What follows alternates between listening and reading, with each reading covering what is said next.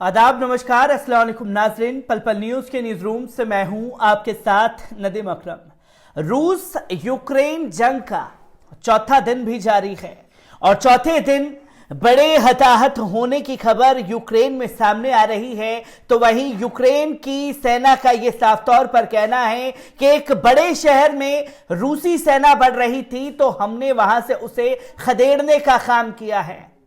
लगातार तस्वीरें जो हैं वो सामने आ रही है। तुर्की ने भी मदद के लिए हाथ सामने बढ़ाया है। तो तुर्की के बाद जापान और खासतौर पर जर्मनी, फ्रांस भी अब आगे आए हैं। हथियारों देने की बात जो है वो खासतौर पर फ्रांस और जर्मनी की तरफ से यूक्रेन को कही गई है। तो वहीं यूक्रेन के राष्ट्रपति ने साफ तौर पर कह दिया अमेरिका के राष्ट्रपति जो बाइडेन को कि हमें भागने के लिए गाड़ी की जरूरत नहीं है, हमें लड़ने के लिए हथियार चाहिए जो कि हमारे पास नहीं है। अब रूस के इस हमले के बाद अमेरिका चौतरफा घिर गया है, क्योंकि जहां अमेरिका ने यूक्रेन को रूस के खिलाफ चढ़ाया, तमाम तरीके से बयानबाजी शुरू होती रही। अब रूस ने यूक्रेन के ऊपर चढ़ाई कर दी तो अमेरिका का अस्तित्व खतरे में आ गया है। खासतौर पर यूक्रेन के बहाने रूस के राष्ट्रपति व्लादिमीर पुतिन ने अमेरिकी राष्ट्रपति जो बाइडेन को ललकारने का काम कर दिया है। अब इसका अंजाम क्या होगा ये आने वाला वक्त बताएगा, पर एक धाक जमाने की कोशिश राष्ट्रपति व्लादिमीर पुतिन ने की है। और जब राष्ट्रपति व्लादिमीर पुतिन ने अमेरिका की धाक को कम करने की कोशिश की है तो तमाम उन देशों ने भी मोर्चाबंदी अब अमेरिका के खिलाफ शुरू कर दी है रूस यूक्रेन जंग में, जहां अमेरिका ने जुल्म ढाया है। और इसका एक जीता जागता उदाहरण है ईरान, क्योंकि ईरान के ऊपर जिस तरीके से नकेल कसने की कोशिश अमेरिका द्वारा की गई, अब रूस यूक्रेन मामले में खुल करके ईरान सामने आ गया है और अपने सारे के सारे पत्ते खोल दिए हैं। ईरान की तरफ से क्या क्या प्रतिक्रिया रूस यूक्रेन मामले में चल रही है, एक बार इस रिपोर्ट पर नजर डालते हैं। आपको बता दें कि रूस यूक्रेन मामले में संवेदनशील चरण में ईरान ने अपने पत्ते खोल दिए हैं। पश्चिमों को दिया खुला संदेश, बनाया स्पेशल सेल। बड़ा कदम उठाने की कोशिश जो है ईरान की तरफ से की गई है। इस्लामी गणतंत्र ईरान की सरकार ने पूर्वी यूक्रेन की स्थिति और रूस यूक्रेन के बीच जंग पर प्रतिक्रिया व्यक्त करते हुए कहा कि वर्तमान स्थिति नेटो की भड़काऊ स्थिति का परिणाम है, किंतु जंग किसी भी समस्या का समाधान नहीं है। इसी मध्य ईरान और रूस के राष्ट्रपतियों ने युद्ध और क्षेत्र की ताजा स्थिति पर विचार विमर्श किया है। आपको बता दें कि ईरान सरकार के प्रवक्ता अली बहादुरी ने ट्वीट किया है कि अमेरिका पर विश्वास सुरक्षा उपलब्ध नहीं कर सकता और जंग किसी भी समस्या का समाधान नहीं है। इसी मध्य इस्लामी गणतंत्र ईरान के राष्ट्रपति सैयद इब्राहिम रईसी और रूस के राष्ट्रपति व्लादिमीर पुतिन ने टेलीफोन पर बातचीत करते हुए ताजा स्थिति पर बात की है। क्रेमलिन हाउस ने अपने बयान में कहा है कि इस टेलीफोन वार्ता में ईरान के राष्ट्रपति ने कहा है कि पूर्वी यूक्रेन की ओर नेटो का दायरा फैलाने की वजह से भी तनाव बढ़ा है।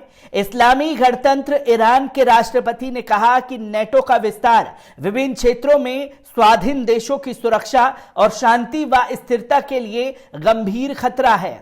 क्रेमलिन हाउस ने कहा कि ईरानी राष्ट्रपति ने नेटो की भड़काई कार्रवाई के बारे में रूस की चिंता को समझा। इस टेलीफोन वार्ता में वियना वार्ता और परमाणु समझौते के बारे में भी बातचीत हुई है। उधर ईरान की सर्वोच्च राष्ट्रीय सुरक्षा परिषद के सचिव ने अपने ट्विटर संदेश में कहा है कि पश्चिम को चाहिए कि वे यूक्रेन संकट से पाठ सीखे। ईरान की सर्वोच्च राष्ट्रीय सुरक्षा परिषद के सचिव अली शमखानी ने कहा कि पूर्वी यूक्रेन में संकट होने की वजह से शेयर मार्केट में भारी गिरावट और ऊर्जा के मूल्यों में वृद्धि से पता चलता है कि दुनिया के आधे पूर्वी भाग में किसी भी प्रकार की अशांति और अस्थिरता से पश्चिम के हितों को भारी नुकसान पहुंचेगा। तो वहीं ईरान के श्री अली शमखानी ने कहा कि यूक्रेन संकट ऐसा पाठ हो सकता है जिससे नसीहत हासिल की जा सकती है।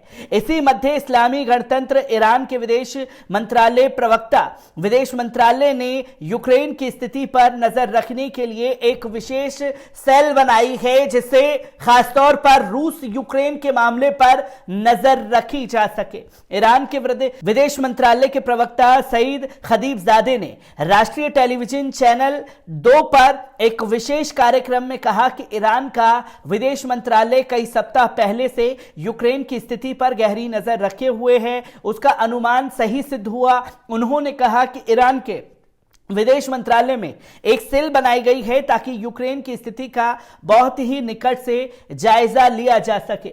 विदेश मंत्रालय के प्रवक्ता ने कहा कि कीव में ईरान का दूतावास ईरानी नागरिकों को निरंतर सेवाएं दे रहा है और भविष्यवाणी के दृष्टिगत बहुत ईरानी यूक्रेन से बाहर निकल चुके हैं। इस्लामी गणतंत्र ईरान के विदेश मंत्रालय के प्रवक्ता ने कहा कि इस समय यूरेशिया और कैस्पियन सी के क्षेत्र ईरान के आसपास जो कुछ हो रहा है वे भड़काऊ राजनीतिक, आर्थिक, सामरिक और सांस्कृतिक कार्यवाही का परिणाम है और इस संबंध में विशेष चेतावनियां भी जारी की गई थी, लेकिन उनकी अनदेखी कर दी गई। उन्होंने कहा कि इस्लामी गणतंत्र ईरान क्षेत्र की स्थिति पर गहरी नजर रखे हुए है। उससे ऐलान किया है कि संघर्ष पक्ष तुरंत वार्ता की मेज पर काम किया जाएगा, जिसमें जो परिस्थितियां सामने आ रही हैं उसे निदार पाया जा सके। इसी के साथ साथ ईरान के विदेश मंत्री ने बताया कि नेटो द्वारा उकसाने पर